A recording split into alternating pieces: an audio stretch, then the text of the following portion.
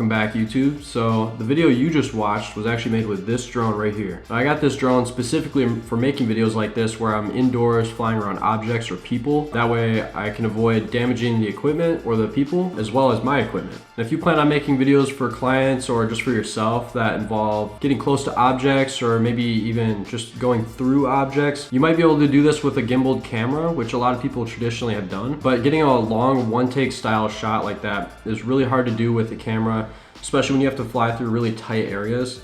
And that's why something like this drone, which is a lot smaller with a little action camera on it, you can fit through a lot smaller places and still get really high quality video, and you avoid having to fumble around with a big rig getting it through a tight space. The only tough part about these is that it takes a lot of skill to get to the point where you can actually make those one-take shots. So for those of you that are wondering, this drone right here is the iFlight ProTech 35, and I got this for about $330 US, and I got it without the receiver in it, and I put in a Crossfire receiver, so that's what this antenna is. You can get it with different protocols depending on what type of radio you have, but this one cost me about $330 in all. And the cool thing about this drone in particular is also that it's got the propeller guards, and it's a 3.5-inch drone rather than the 5-inch race drones. So if you're someone who wants to get into FPV for the first time and maybe transfer into making videos, this is a good beginner drone to learn how to fly on while minimizing risk of crashing or damaging other things or people. And really the 3.5-inch size, I wouldn't go much smaller than this if you're going to be making videos, just because you end up dealing with weight issues, where smaller drones like 2.5-inch, they can't really carry like a full-size GoPro.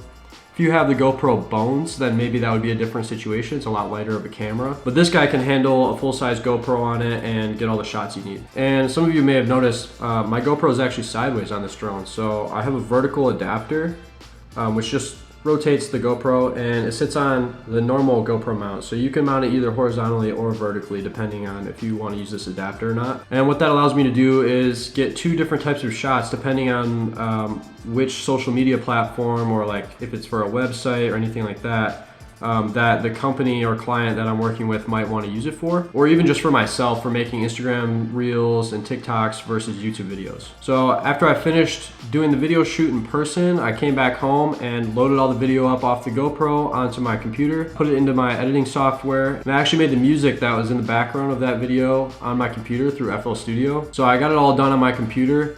And then when I went to export it, I put it on a thumb drive so that way I could give them a physical copy of video that I made. And it just helps with keeping the higher quality, because when you transfer videos over cloud softwares like Google Drive, for example, there is some compression that happens over the internet file transfer. So to avoid that, I just did it via the USB stick. And this was my first paid video shoot. I've done similar stuff to this, but I haven't been paid for it, just kind of on my own time. And I'll be looking to do more coming in the future now that I got this one under my belt. But I thought about making this video just for anyone else on YouTube that is getting into FPV or wants to do FPV for their own video shoots in the future, whether it's indoor or outdoor, any type of environment. And this drone is really good for indoor footage, like I mentioned, just so you can avoid damaging the walls or anything like that.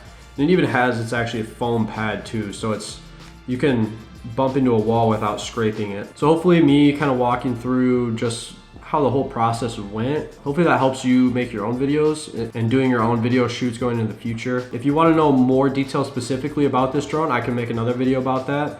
But I just thought this would be a good eye-opener for anyone who's looking at making similar types of videos. And I know we talked a lot about vertical video in this as well. So if you are new here, go ahead and check this video out up here. In that video, I go over some of the intricacies of dealing with vertical video, recording and editing. So if that sounds interesting to you, just go ahead and watch that video and learn some more about it. And if you enjoyed this video, make sure to stick around because I'll have more stuff coming dealing with FPV and camera gear in general, since that's what I like to do. Anyway guys, thanks for watching, and I'll see you in the next video.